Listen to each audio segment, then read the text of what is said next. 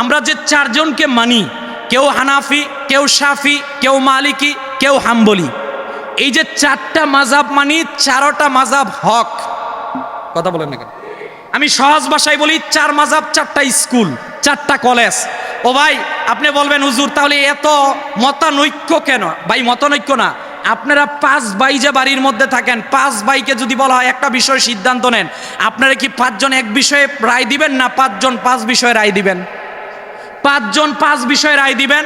ইমাম আজম আবু হানিফাও হাদিস নিয়েছেন, ইমাম শাফিও হাদিস নিয়েছেন, ইমাম আহমদ ইবনে হাম্বলও হাদিস নিয়েছেন, ইমাম মালিকও হাদিস নিয়েছেন। আপনি দেখেন, একটা মাসালা দিয়ে বুঝাই, আমরা হানাফি যারা, আমরা যখন নামাজ পড়তে যাই তাকবীরে তাহরিমা পড়িয়ে আমরা একবারই হাত উঠাই, আর হাত তুলি না। আপনি শাফির দিকে যান, ইমাম শাফি বলছেন ওনার মাযহাবের আমল হচ্ছে তাকবীরে তাহরিমার সময়, রুকুতে সময়, রুকু থেকে উঠার সময়, তিনিও প্রমাণ করেছেন এটা সুন্নত। ইমাম মালিকও এটার রায় দিয়েছেন, ইমাম আহমদ ইবনে হাম্বলও রায় দিয়েছেন। তবে আমরা হানাফিরা এটা করি না। হ্যাঁ, আমাদের হানাফিদের পক্ষেও হাদিস আছে, বাকি মাযহাবের পক্ষেও রায় আছে। কথা বলেন, সবগুলো হাদিস আছে। আপনি আমিন আস্তে বলবেন, এইটাও হাদিসে আছে, আমিন জোরে পড়বেন, ওইটাও হাদিস আছে। হ্যাঁ, সবগুলোই আছে, তবে আপনাকে নির্দিষ্ট একটা মাযহাব মানতে হবে। আর যদি বলেন না আমি নির্দিষ্ট মাযহাব মানি না, তাহলে আপনাকে 1 নাম্বার হানাফি মাযহাব অনুযায়ী যেখানে আছে আমিন আস্তে বলা, সেখানে আছে আমিন জোরে বলা, আপনি একবার আস্তে বলবেন, আরেকবার জোরে বলবেন, তাহলে তো এটা সুন্নাহর খেলাফ হয়ে যাচ্ছে। কথা বলেন না কেন? আপনাকে একটা নিতে হবে, যে কেন হয় আমিন আপনি আস্তে করবেন, না হয় জোরে করবেন। আপনি শাফি মাযহাবের হন, ডাজ নট ম্যাটার, আপনি অন্য মাযহাবের হন, আপনি এখানে আলাদা ধর্ম খুঁজবেন না। মাযহাব মানে অন্য ধর্ম নয়, মাযহাব মানে আলাদা কোনো ধর্ম নয়। মাযহাব মানে হচ্ছে একটা রাস্তা, যেটা দিয়ে আপনাকে হাদিসকে সামনে নিয়ে আপনার সামনে সহজভাবে পাঠ করে দেওয়া হচ্ছে, আপনি ওই মাসআলাটা বুঝলেন, বুঝে আমল করলেন। ইসলামী শরীয়তে মাযহাব একটি গুরুত্বপূর্ণ বিষয়।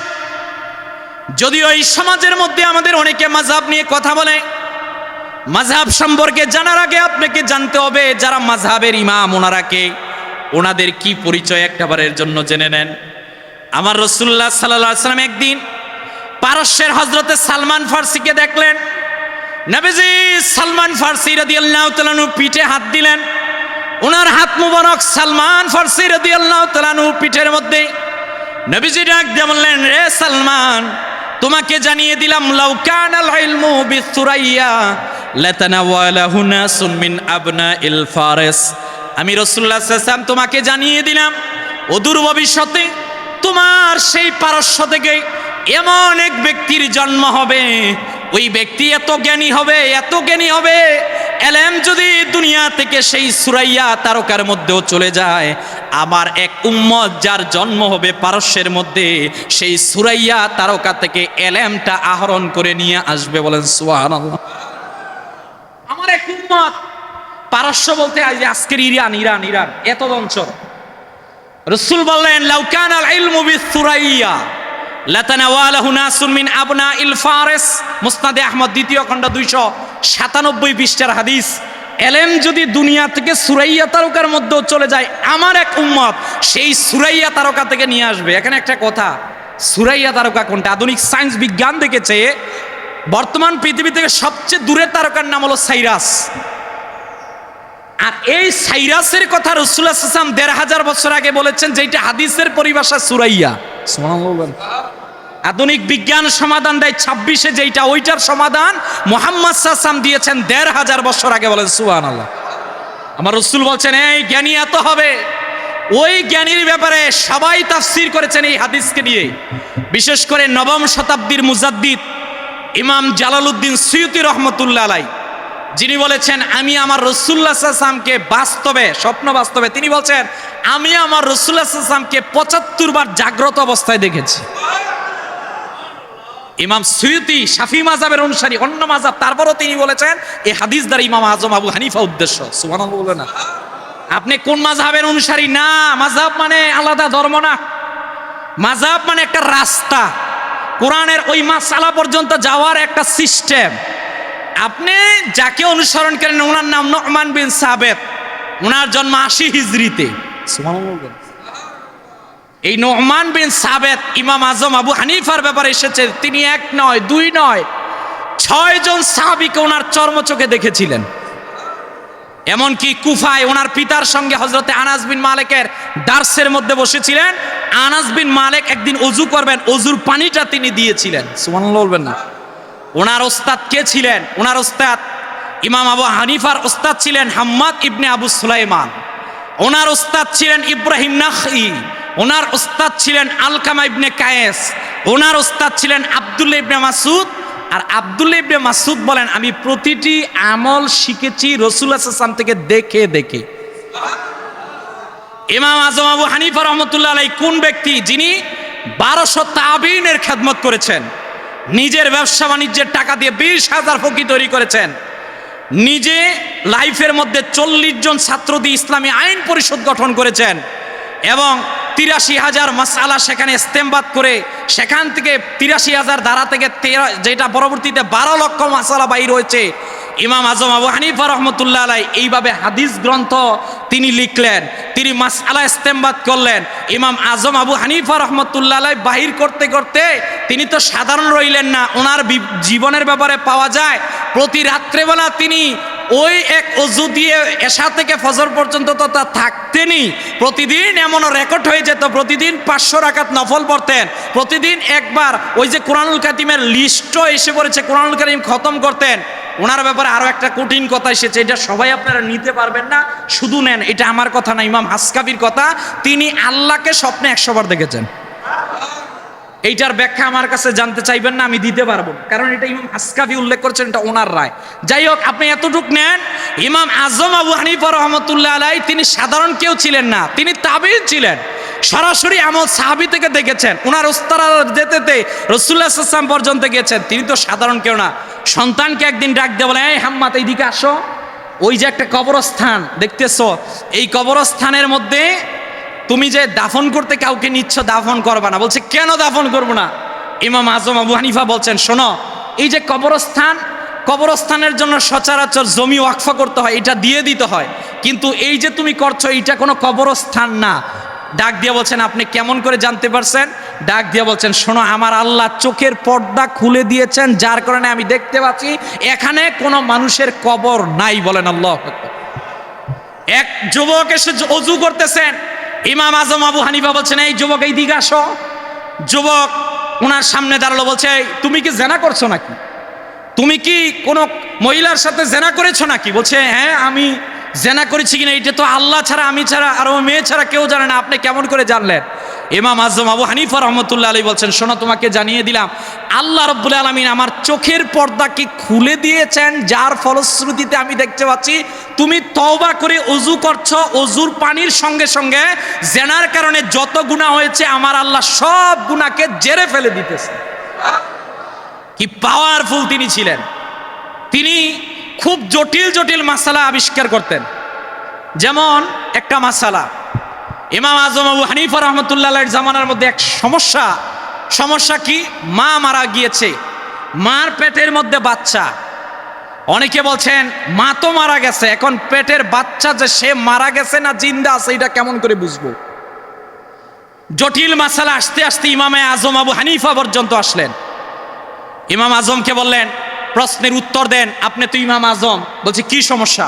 বলছে, মা মারা গিয়েছে, এখন মার পেটের ভিতরে একটা 7-8 মাসের বাচ্চা আছে, এখন এই বাচ্চা কি জিন্দা আছে না মারা গিয়েছে এটা আমরা কিভাবে জানবো? ইমাম আজম আবু হানিফা বলছেন, এই মাকে একটা আবদ্ধ করে রাখো, যেখানে বাতাস যেতে পারবে না, আবদ্ধ করে রেখে একটা রুমাল বা কাপড় নাও, এই কাপড়টাকে ভিজাও, কাপড়টাকে ভিজানোর পর এটাকে চাপ দাও, চাপ দিলে এটা সম্পূর্ণ পানি শেষ হয়ে যাবে, কিছুটা ভিজা থাকবে। বলছে, হ্যাঁ, আমরা তাই করলাম। এইবার ইমাম আজম আবু হানিফা বলছেন, এই কাপড়টাকে ওই মৃত মায়ের পেটের উপরে দাও। মৃত মায়ের পেটের উপরে দেওয়ার পর ইমাম আজম বলছেন, যদি এই রুমালটা মুহূর্তের মধ্যে শুকিয়ে যায় তাহলে বুঝবা সন্তান জীবিত, আর যদি মুহূর্তের মধ্যে না শুকায় তাহলে বুঝবা সন্তানটা মারা গিয়েছে। ইমাম আজম আবু হানিফা রহমতুল্লাহ আলাইহি এই কথা বললেন এই কথা বলার পর সামনে যিনারা ছিলেন ওনার কাজ অনুযায়ী করলেন। ঠিকই পরবর্তীতে দেখা গেল ওই মায়ের পেটের মধ্যে রুমাল রাখার পর রুমালটা মুহূর্তের মধ্যে শুকিয়ে গেল। ইমাম আজম বলছেন সন্তান জিন্দা আছে, ঠিকই সন্তান বাহির করা হলো। তিনিও পরবর্তীতে জামানার একজন ইমাম হলেন, বলেন সুবহানাল্লাহ। যার নাম ইমাম আবু জাফর তাহাবি, যিনি শারহুল মাআনির আসার, যারা আমরা মুফতি সাহেব আমরা ওনার কিতাবটা পড়ি, উনি পরবর্তীতে বলেছেন এই আমার দুনিয়ার মধ্যে আগমন করার ক্ষেত্রে সবচেয়ে বেশি ভূমিকা হলো ইমাম আজম আবু হানিফার। ইমাম আজম তো তিনি যিনি যুগের সব সমস্যার সমাধান দিয়ে গিয়েছিলেন। এক নয়, দুই নয়, তিন নয়, অসংখ্য মাসালা যেগুলো শুনলে আপনার মাথা কাজ করবে না। একটা মাসালা, আপন নিজের বাবা আপন দুই সন্তানকে বিয়ে করিয়েছে, আপন দুই বোনকে, কিন্তু বাবা ছেলেকে ওই বউ দেখায় নাই, বিয়ে করালো, সন্তানের এখনো বউ দেখলো না। বাসর করে যাওয়ার পর দুই ব্যক্তির ওই যে আপন দুই বোন এই সন্তানের বাড়িতে আসলো, আসার পর বউ চেঞ্জ হয়ে গেছে। সুবহানাল্লাহ না নাউজুবিল্লাহ। বউ চেঞ্জ হয়ে গেছে। এখন আপনি বলবেন আমি তো কোরআন আমার কাছে তো আছেই, আমি এখন সমস্যার সমাধান দিব। আপনি সমস্যার সমাধান দেন, এই সমস্যার সমাধান আপনি দিতে পারবেন না, বিদেয়ী তো আপনাকে মাযহাবের ইমামের কাছে যেতে হবে। কথা বলেন না কেন? তাহলে সম্মানিত উপস্থিতি, ইমাম আজম আবু হানিফা রহমতুল্লাহ আলাইহি তিনি ছিলেন সারা রাত দাঁড়িয়ে নামাজ পড়তেন। একটা আয়াত, আমতাজুল ইয়াউমা আইয়ুহাল মুজরিমুন, আল্লাহ আখিরাতে বলবেন এ পাপীর দল আলাদা হয়ে যাও, এই এক আয়াত নিয়ে সারা রাত তিনি গবেষণা করতেন।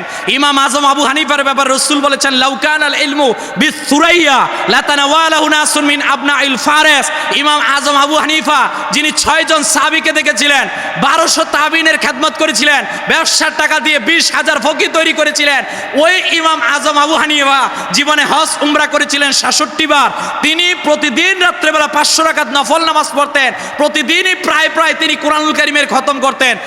আমরা যাকে মাযহাবের ইমাম মানি, তিনি তো সাধারণ নয়, তিনি হলেন অনন্য। কথা বলেন ঠিক কিনা? ইমাম শাফি রহমতুল্লাহ আলাইহি, ইমাম শাফিও তো কম নয়। ইমাম শাফির কাছে এক ব্যক্তি এসে বলছেন যে আমার সন্তান হয় না, দীর্ঘদিন পর একটা সন্তান হলো। সন্তান হওয়ার পর আমি নিয়ত করলাম যে আমার এই সন্তানকে আমি যখন বিয়ে দিব, বিয়ে দেওয়ার সময় তাকে আমি দুনিয়া আর আখিরাতের কল্যাণকর কিছু দিব। সুবহানাল্লাহ। এইটা নিয়ত ওসিয়ত করলেন।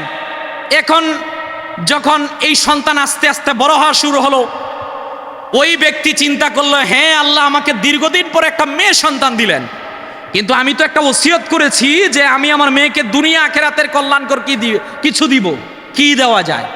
তিনি গেলেন ইমাম শাফি রহমতুল্লাহ আলাইহির কাছে, গিয়ে বলছেন ইমাম শাফি রহমতুল্লাহ আলাইহি আপনি আমাকে সমস্যার সমাধান দেন। ইমাম শাফি বলছেন তোমার সমস্যার সমাধান আছে। 1 নাম্বার, তুমি তোমার মেয়েকে কোরআন শিক্ষা দিবা। 2 নাম্বার, বিয়ের দিন মেয়ের হাতের মধ্যে একখানা কোরআন দিয়ে দিবা। তুমি যে ওয়াসিয়ত করেছো দুনিয়া আখিরাতের কল্যাণ তুমি তাকে দিবা। ওই যে তুমি কোরআন শিক্ষা দিলা, আরেকটা কোরআন হাতে দিলা, এর মাধ্যমে দুনিয়া আর আখিরাতের কল্যাণ তাকে দিলা। ইমাম শাফির পর ইমাম মালিক রহমতুল্লাহ আলাইহি, আয় হায় আশেক রাসূল, সুবহানাল্লাহ, 40 বছর মদিনার মধ্যে ছিলেন, কোনো একদিন তিনি জুতা পরেন নাই। হাদিস পড়াতেন, একদিনও হাদিসের পাতা পৃষ্ঠা আমরা উল্টাই, একটা থেকে আরেকটা একটু জোরে সাউন্ড হলে এটার সাউন্ড হয়। কোনো একদিন হাদিসের দার্স দিতে গিয়ে কোনো পৃষ্ঠার আওয়াজ তিনি করেন নাই। মদিনার মধ্যে কোনো দার্স দিতে গেলে তিনি প্রথম অজু গোসল সুন্দর কাপড় পরে বলতেন। মদিনার কোনো রাস্তায় তিনি হাঁটতে গেলে সর্বোচ্চ সতর্কতা তিনি গ্রহণ করতেন। ওনাকে বলা হলো মদিনার রাস্তায় আপনি এই রকমের সতর্কতা অবলম্বন করেন কেন? ইমাম মালিক বলছেন আমি জানি না, এই রাস্তা দিয়ে আমার রসুল হেঁটেও যেতে পারেন, আর আমার রসুল যদি হেঁটে যান আদব হচ্ছে ওইটা, ওই রাস্তা দিয়ে সর্বোচ্চ তাজিম নিয়ে হেঁটে যাওয়া। ইমাম মালিক রহমতুল্লাহ আলাইহির ইচ্ছা তিনি মদিনায় ইন্তেকাল করবেন। ইমাম মালিক তিনি একবার হজের সময় দেখতে পেলেন যে মদিনার মানুষগুলো হজ করতে মক্কায় যাচ্ছেন। ইমাম মালিক রহমতুল্লাহ আলাইহি তিনি এইবার চিন্তা করলেন আমারও তো মন চাচ্ছে একটু হজ করতে, আল্লাহর ঘর কাবায় যায়, কিন্তু আমি যদি মদিনা ত্যাগ করে যাই তাহলে আমার মৃত্যু যদি ওইদিকে হয়ে যায়, আমি চাই মদিনায় হোক। সুবহানাল্লাহ। ইমাম মালিক ইস্তেখারা করলেন।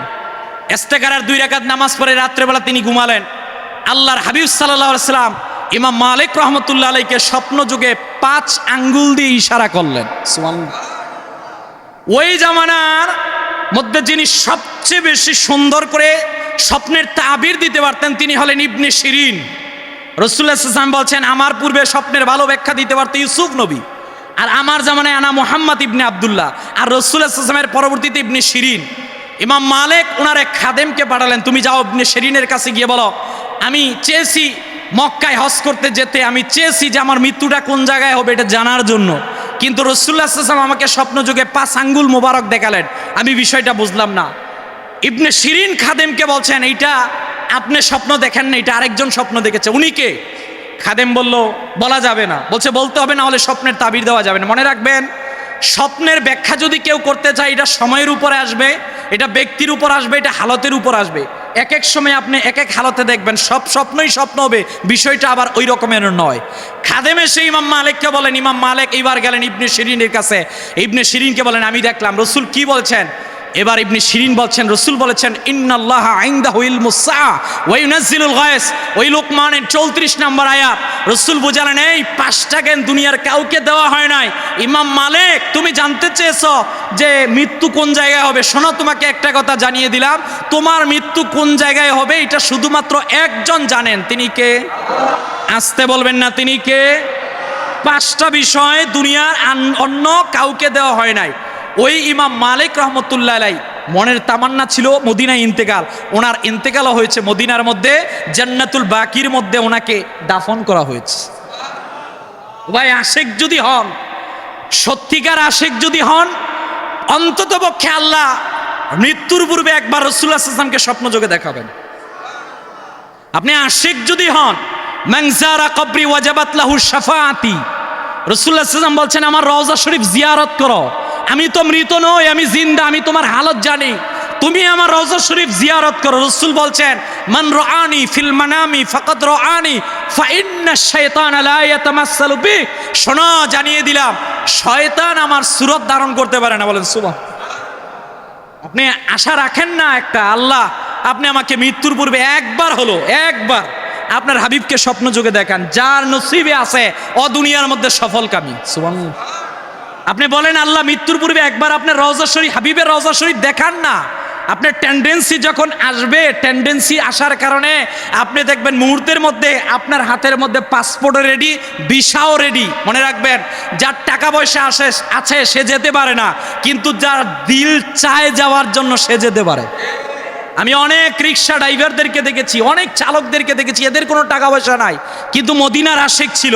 রিক্সা চালাতো, নাজ শরীফ শুনতো, রাত্রেবেলা বাড়িতে নাজ শরীফ পড়তো, দুরূদ শরীফ পড়তো। এ যে যাবে কশিন কালেও বিশ্বাস করার মতো নয়, কিন্তু ইয়া রাসূলুল্লাহ বলে স্লোগান দিত, নবীজি সাল্লাল্লাহু আলাইহি ওয়াসাল্লামকে ভালোবেসে বেশি বেশি দুরূদ শরীফ পড়তো। হঠাৎ করে এমন এমন লোক এসে বলছে, এই যে আপনার পাসপোর্ট ভিসা অমুক ডেটে আপনার ডেট, আপনি রাসূলের রওজায় যাবেন। এটা আশেক হলে সম্ভব। ইমাম মালিক বলছেন, ঠিকই তো, আমার সেই জায়গার মধ্যে হলো। সম্মানিত উপস্থিতি, আরেকজন ইমাম আহমদ বিন হাম্বল, ইমাম আহমদ ইবনে হাম্বল, তিনি 11.5 লক্ষ হাদিসের পণ্ডিত ছিলেন। 10 লক্ষ হাদিস ওনার মুখস্থ ছিল। কয় লাখ? 10 লক্ষ হাদিস। Can you imagine? আপনি চিন্তা করতে পারতেছেন? আমরা 10টা পারি না, 5টা পারি না। ইমাম আহমদ ইবনে হাম্বল, ওনার 10 লক্ষ হাদিস মুখস্থ ছিল। তিনি জামানার মধ্যে অন্যতম একজন আল্লাহর ওলি তো ছিলেনই, মুহাদ্দিস তো ছিলেনই, যুগ শ্রেষ্ঠ একজন ফকি ছিলেন। সম্মানিত উপস্থিতি, তাহলে আমরা যেই কথা থেকে এতটুক পর্যন্ত আসলাম সেটি হলো, আমরা যে 4 জনকে মানি, কেউ হানাফি, কেউ শাফি, কেউ মালিকি, কেউ হাম্বলি, এই যে 4টা মাযহাব মানি, 4টা মাযহাব হক। কথা বলেন না কেন? আমি সহজ ভাষায় বলি, 4 মাযহাব, 4টা স্কুল, 4টা কলেজ। ও ভাই, আপনি বলবেন, হুজুর তাহলে এত মতানৈক্য কেন? ভাই, মতানৈক্য না, আপনারা 5 ভাই যে বাড়ির মধ্যে থাকেন, 5 ভাইকে যদি বলা হয় একটা বিষয় সিদ্ধান্ত নেন, আপনারা কি 5 জন এক বিষয়ে রায় দিবেন, না 5 জন 5 বিষয়ে রায় দিবেন? 5 জন 5 বিষয়ে রায় দিবেন। ইমাম আজম আবু হানিফাও হাদিস নিয়েছেন, ইমাম শাফিও হাদিস নিয়েছেন, ইমাম আহমদ ইবনে হাম্বলও হাদিস নিয়েছেন, ইমাম মালিকও হাদিস নিয়েছেন। আপনি দেখেন, একটা মাসালা দিয়ে বুঝাই, আমরা হানাফি যারা, আমরা যখন নামাজ পড়তে যাই তাকবীরে তাহরিমা পড়িয়ে আমরা একবারই হাত উঠাই আর হাত তুলি না। আপনি শাফির দিকে যান, ইমাম শাফি বলছেন ওনার মাযহাবের আমল হচ্ছে তাকবীরে তাহরিমার সময়, রুকুতে সময়, রুকু থেকে উঠার সময়, তিনিও প্রমাণ করেছেন এটা সুন্নত। ইমাম মালিকও এটার রায় দিয়েছেন, ইমাম আহমদ ইবনে হাম্বলও রায় দিয়েছেন। তবে আমরা হানাফিরা এটা করি না। হ্যাঁ, আমাদের হানাফিদের পক্ষেও হাদিস আছে, বাকি মাযহাবের পক্ষেও রায় আছে। কথা বলেন, সবগুলো হাদিস আছে। আপনি আমিন আসতে বলবেন, এইটাও হাদিসে আছে, আমিন জোরে পড়বেন, ওইটাও হাদিস আছে। হ্যাঁ, সবগুলোই আছে, তবে আপনাকে নির্দিষ্ট একটা মাযহাব মানতে হবে। আর যদি বলেন না আমি নির্দিষ্ট মাযহাব মানি না, তাহলে আপনাকে এক নাম্বার হানাফি মাযহাব অনুযায়ী যেখানে আছে আমিন আসতে বলা, সেখানে আছে আমিন জোরে বলা। আপনি একবার আসতে বলবেন, আরেকবার জোরে বলবেন, তাহলে তো এটা সুন্নাহর খেলাফ হয়ে যাচ্ছে। কথা বলেন না কেন? আপনাকে একটা নিতে হবে, যে কেন হয় আমিন আপনি আস্তে করবেন, না হয় জোরে করবেন। আপনি শাফি মাযহাবের হন, ডাজ নট ম্যাটার, আপনি অন্য মাযহাবের হন, আপনি এখানে আলাদা ধর্ম খুঁজবেন না। মাযহাব মানে অন্য ধর্ম নয়, মাযহাব মানে আলাদা কোনো ধর্ম নয়। মাযহাব মানে হচ্ছে একটা রাস্তা, যেটা দিয়ে আপনাকে হাদিসকে সামনে নিয়ে আপনার সামনে সহজভাবে পাঠ করে দেওয়া হচ্ছে। আপনি ওই মাসআলাটা বুঝলেন, বুঝে আমল করলেন। কথা বলেন না কেন? আমাদের যুবক ভাইয়েরা, বিশেষ করে ইয়ং শ্রেণীর ভাইয়েরা এই সমস্যাটার মধ্যে পড়ে যান। ওনাদেরকে বারবার বলা হয় যে মাযহাব এখন ইসলাম ধর্মের মধ্যে কত দল, শিয়া সুন্নি মাযহাব। কেন রে ভাই? ওগুলা তো ফেরকা, ওগুলা রাসূলুল্লাহ সাল্লাল্লাহু আলাইহি ওয়াসাল্লাম বলেছেন 72 ফেরকার কথা। আর এইটা তো হলো মাযহাব, এইটা তো হলো মাসালা বাহির করার জন্য ব্যক্তিরা দিয়েছেন। এটা প্রত্যেক জামানার মধ্যেই লাগবে। আপনি প্রত্যেক জামানায় সমস্যা সমাধানের জন্য আলেমদের কাছে যেতে হবে। কথা বলেন। শেষ আরেকটা মাসালা বলি আপনাদেরকে। আমরা দেখবেন আমাদের সমাজের মধ্যে, বর্তমান সমাজে একটা রাজনীতিক জানাজা আছে। রাজনীতিক জানাজাটার নাম হলো গায়েবানা জানাজা। কথা বলেন না কেন? এটা হলো রাজনীতিক জানাজা, মানে কি লোক সমাগম করা, আপনার দলের দিকে মানুষকে আকৃষ্ট করা। ওনারা দলিল দেয় কি? ওনারা দলিল দেয় রাসূলুল্লাহ সাল্লাল্লাহু আলাইহি সাল্লাম বাদশাহ নাজ্জাশীর জানাজা পড়েছিলেন। উমদাতুল কারি শারহে সহিহুল বুখারীর মধ্যে বদরুদ্দিন আইনি উল্লেখ করেছেন যে বাদশাহ নাজ্জাশী ইথিওপিয়ার একজনই মুসলমান ছিলেন ওনার সাম্রাজ্যের, আর সবাই খ্রিস্টান ছিল। ওনার জানাজা পড়ার মতো কেউ ছিল না। আল্লাহর আদেশে রাসূলুল্লাহ সাল্লাল্লাহু আলাইহি ওয়াসাল্লামের কাছে হযরতে জিবরাইল এসে নাজ্জাশীর লাশটাকে মাটি থেকে উপরে তুলে ধরলেন। আল্লাহ রাসূল সাল্লাল্লাহু আলাইহি ওয়াসাল্লাম নাজ্জাশীর লাশ দেখে জানাজার নামাজ পড়লেন। রাসূলুল্লাহ সাল্লাল্লাহু আলাইহি ওয়াসাল্লাম জানাজার নামাজ পড়লেন। ভাই, এইটা তো রাসূলুল্লাহ সাল্লাল্লাহু আলাইহি ওয়াসাল্লামের জন্য খাস ছিল। কথা বলেন না কেন? এটা রসুলের জন্য খাস। তাহলে রসুল যদি গায়েবানা জানাজা পড়তেনই, তাহলে হযরতে হানজালার জন্য পড়তেন, রাসূলুল্লাহ সাল্লাল্লাহু আলাইহি ওয়াসাল্লাম জাফর বিন আবু তালেবের জন্য পড়তেন। এই রকমের যারা জিহাদের ময়দানে শহীদ হয়ে গিয়েছিলেন, এই রকমের প্রত্যেক সাহাবীদের জন্য রাসূলুল্লাহ সাল্লাল্লাহু আলাইহি ওয়াসাল্লাম পড়তেন। কথা বলেন না কেন? হানাফি মাযহাবের মাসআলা হলো এইটা, যে কেউ যদি জানাজার নামাজ, এই গায়েবানা জানাজার নামাজ পড়ে, এটা হলো মাকরুহে তাহরিমি, এটা হারামে আকরাব ইলাল হারাম, হারামের কাছাকাছি। হ্যাঁ, অন্য মাযহাবের কেউ কেউ নাজ্জাশীর বিষয়টাকে নিয়ে এটাকে জায়েজ ফতোয়া দিয়েছেন। তবে আমাদেরকে এইবার ফিরে যেতে হবে। আপনি যখন যুগের মধ্যে যেই সমস্যার মধ্যে পড়বেন, ওইটার সমস্যার সমাধানের জন্য সামনে কোরআন, সামনে হাদিস শরীফ, সুন্নাহ থাকবে। তবে এগুলো আপনি আমি বাহির করতে পারবো না। বাহির যারা করেছেন ওনারা হলেন এই ইমাম আজম আবু হানিফা, ইমাম শাফি, ইমাম মালিক, আহমদ বিন হাম্বল, অন্যান্য ফকিগণ। কথা বলেন ঠিক কিনা? এখন প্রশ্ন হলো যে মাযহাব চারটাই কেন? হ্যাঁ, এইটার উপরে ইজমা হয়ে গেছে। পরবর্তীতে অনেক বিখ্যাত লোক ছিলেন, কিন্তু ওনারা আর মাযহাব বাইর করেন। এজন্য আমাদেরকে যদি কেউ বলে মাযহাব মানা কি, আমরা বলবো ওয়াজিব। আমরা কি বলবো? আমরা আবারও বিষয়টা শুধরিয়ে নিচ্ছি। মাযহাব আলাদা কোনো ধর্ম নয়। আপনি ইমাম আজম আবু হানিফাকে বাদ দিলে, ইমাম শাফিকে বাদ দিলে, এই মাযহাবের ইমামদেরকে বাদ দিলে আপনি সহি শুদ্ধভাবে নামাজ বুঝবেন না। কথা বলেন, এই রকমের নামাজ বুঝবেন। এজন্য এই বিষয়গুলো আমাদের জন্য যা এসেছে, এগুলো আমাদের উম্মতের জন্য কল্যাণ, বরকত। আল্লাহ রাব্বুল আলামিন আমাদের এই কল্যাণকর এই বিষয়গুলো আমাদের নসিবে দান করুক। সকলে বলেন আমিন। আল্লাহ আমাদেরকে কোরআন হাদিসকে সামনে নিয়ে এই রকমের আমাদের যিনারা পূর্ব উত্তরসূরি ছিল, ওনাদেরকে মান্য করার জন্য তৌফিক দীক্ষা দান করুক। সকলে বলেন আমিন।